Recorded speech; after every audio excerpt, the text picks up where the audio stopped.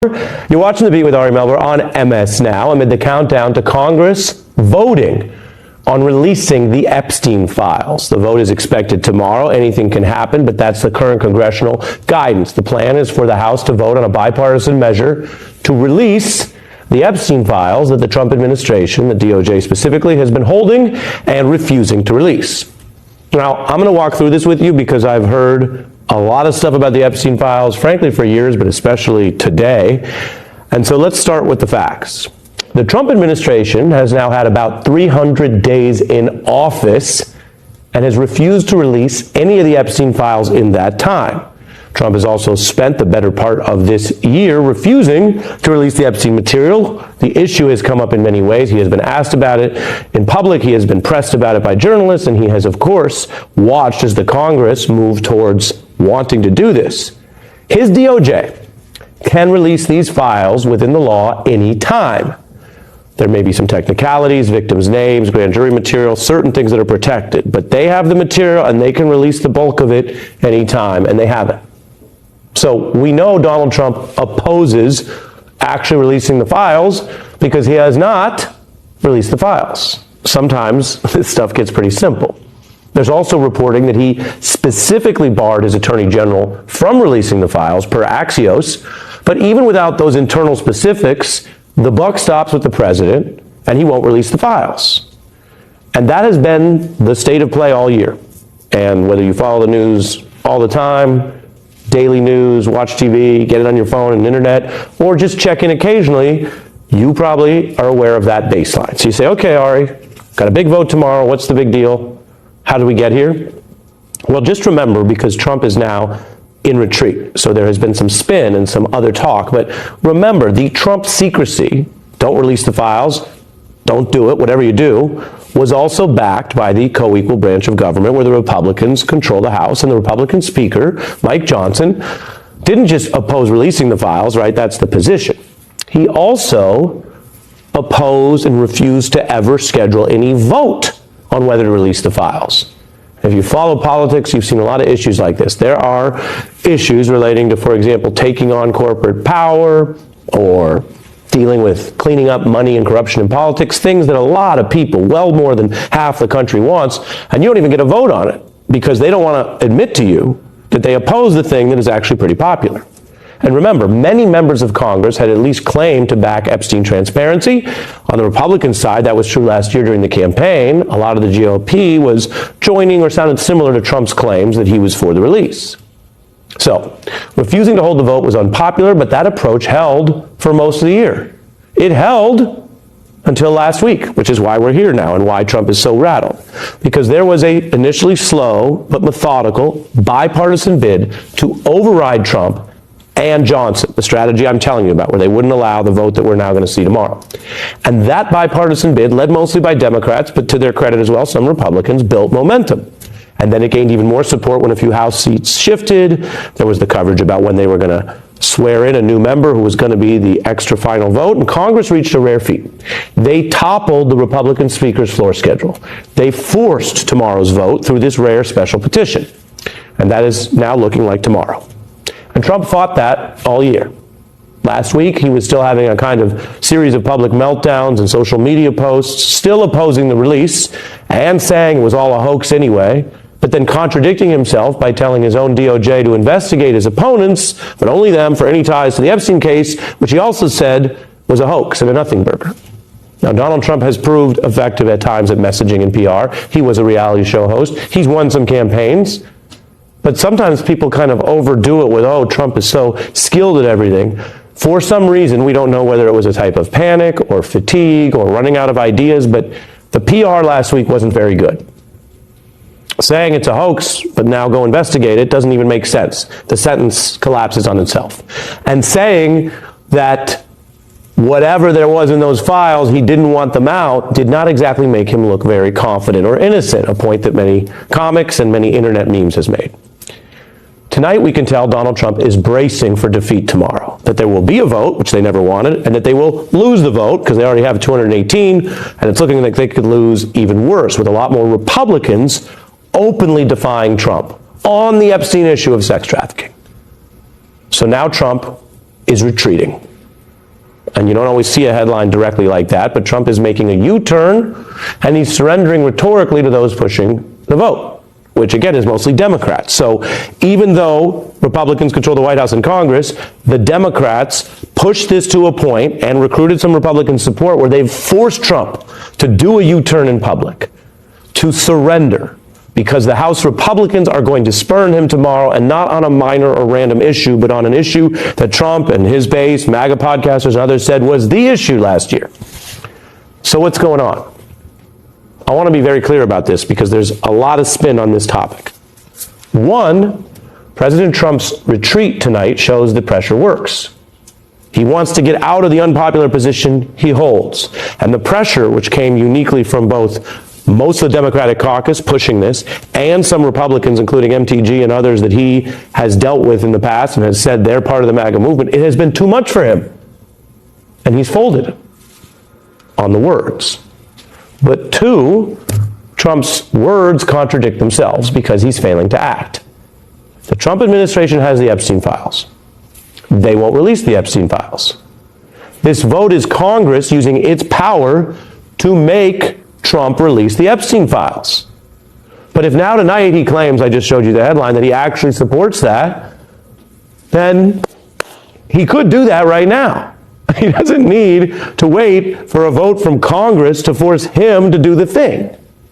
So that's a really important baseline, and if you talk to people about this in the coming days, we're going to hear, I bet, some back and forth on this, but ever focused on PR, Trump wants the headlines that might just parrot his words without covering the real headline, which I'm presenting to you, which is Trump, as of tonight, has not released the Epstein files, which means he's still opposed to releasing the Epstein files, even if he is so worried about tomorrow a rejection, including from some of his party. We'll see, can't predict, we'll see where they vote, but that's what he's worried about, that he wants to spin and say with words he supports something that he is not doing. That type of secrecy over a sex trafficking case with Trump, which Trump and his Attorney General and FBI Director had all claimed they would be the saviors, and they turned out to be the people hiding it, that kind of double talk has angered even Republicans. I stand with these women. I stand with rape victims. I believe the country deserves transparency in these files, and I don't believe that rich, powerful people should be protected. Mr. President, Representative Massey says he's concerned that the Epstein probe you are calling for could be a smokescreen to block or release some more files. Is that the case? Well, I don't want to talk about it because fake news. That's the pressure on tomorrow's vote. There's also the human impact, Epstein survivors speaking out. Please remember that these are crimes that were committed against real humans, real individuals. This is not a political issue.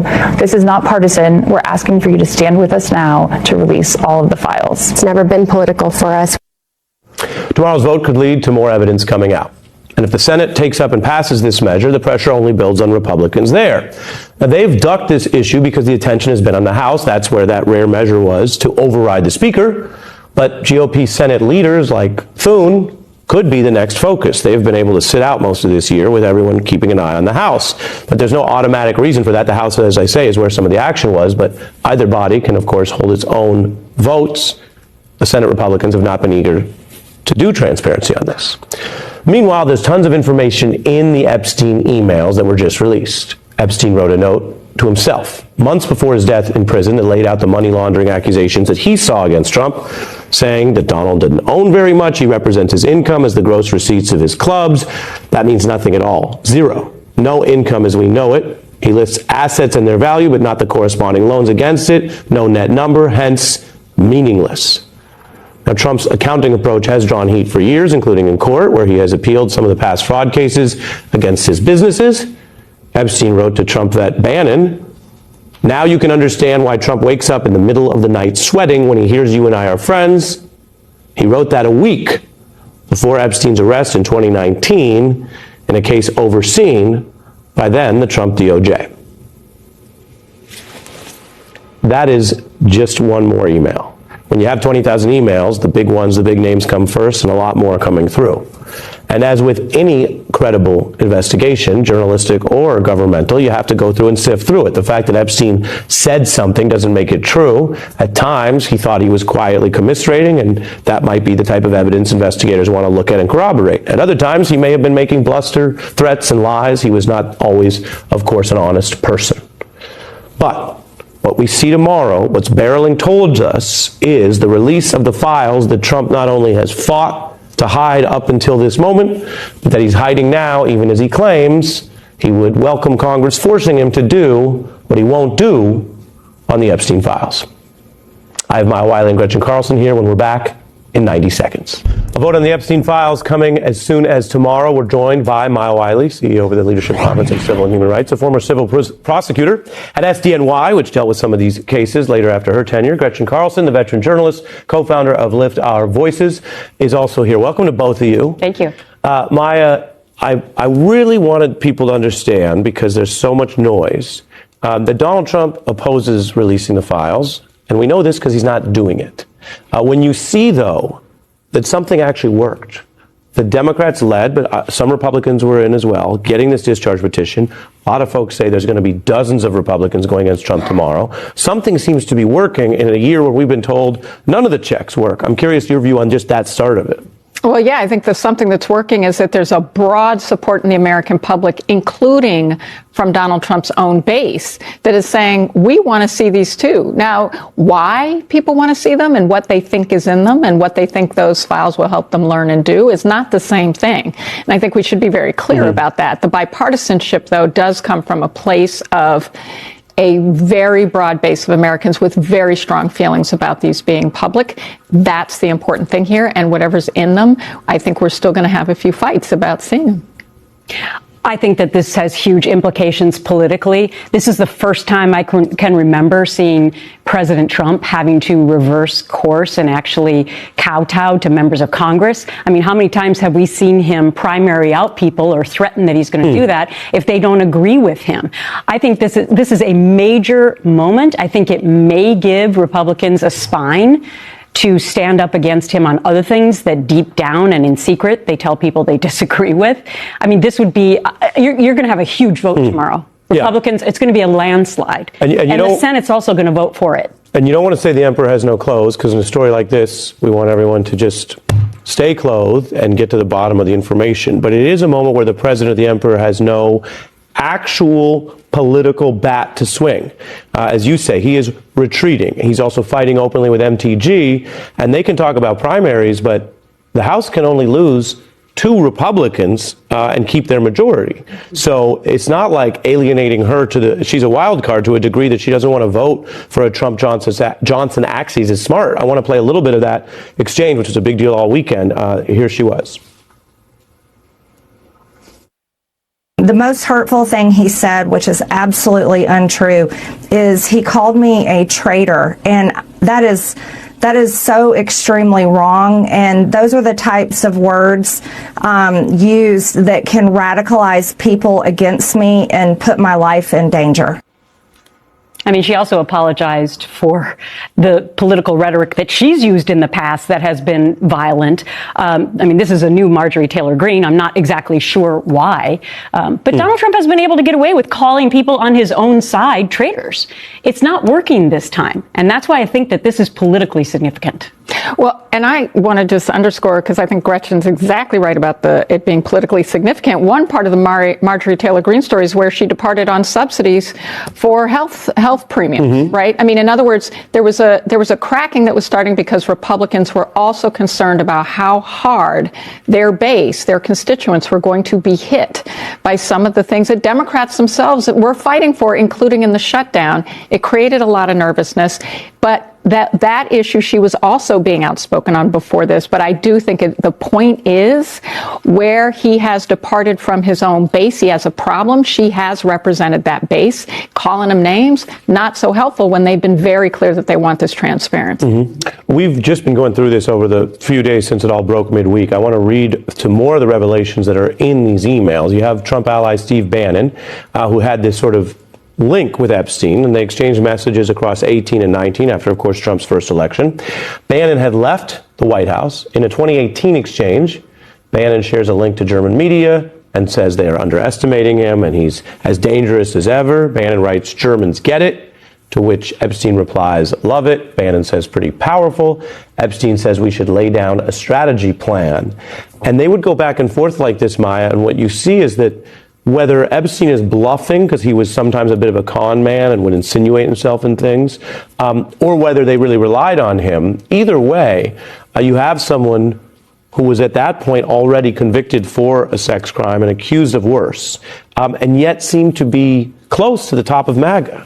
And this surprises us. Why? When we have a president who's elected after a tape where he admitted and bragged about how easy it was to sexually assault women and still got elected. So they had a lot of cover, I think, from their vantage point about what it meant to be as crass and gross as those exchanges represent. But I also want to say at that time in 2018, this is when Steve Bannon was going to Europe and they were talking about his Europe trip because he was working to unite extremists, including folks that we would call white supremacists and neo-Nazis, as part of a global movement that really represents some of what we have seen the very central dangers to our own democracy and to our own people, including when you hear Marjorie Taylor Greene talk about violence and how it puts her in danger. And you both know your way around the law, and you've both dealt with issues around harassment of women, mistreatment of women, and how common or normalized that can be.